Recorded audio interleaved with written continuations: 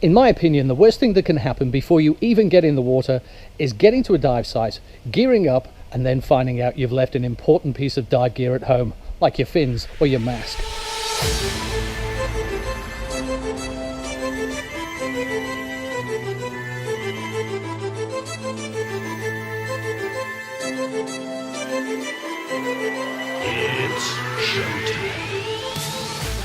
To stop problems like that occurring, I personally use this dive box, which I got for about $39 from my local auto parts store. There's a specific way I load my gear into the box because it then becomes a gear check routine and I can't leave anything behind. The other reason for loading the gear this way is because when it comes to gearing up, everything comes out the box in the order it's going to be used. The acronym I use is FILO, and it stands for first in, last out. And first in for me is always my fins, followed by my mask and snorkel, my dive boots, my gloves, other items that might be tethered to my wrist like this muck stick, my wetsuit, my regs and console, and wrist computer. And finally my BCD. There is an important piece of gear that never goes in your dive box, and that's the lead. Whether it's integrated pouches or a dive belt, you never want that much lead weight resting on top of your expensive dive gear.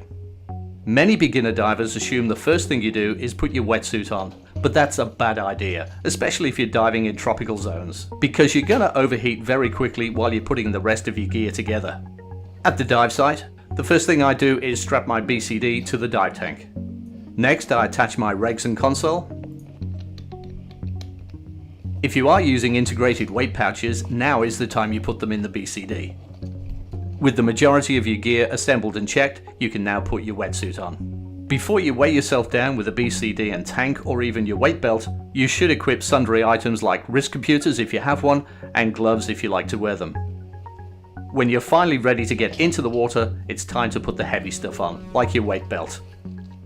And then the BC with the tank and integrated weight pouches if you have them. Final things to pick up are your mask and snorkel, fins, and sundry items that might be tethered to your wrist. Certain jurisdictions also require a diver to be equipped with a surface marker, a whistle, a dive knife, a torch, and a snorkel.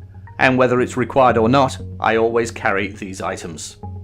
This video is not intended to circumvent any professional instruction, it is simply to show the method that I use to make sure I've got all my dive equipment when I arrive at a dive site. If you found this video useful, I'd appreciate it if you give me a thumbs up down below, it really does help me out, and subscribe to the YouTube channel to see more future scuba videos. Thanks for watching and take it easy.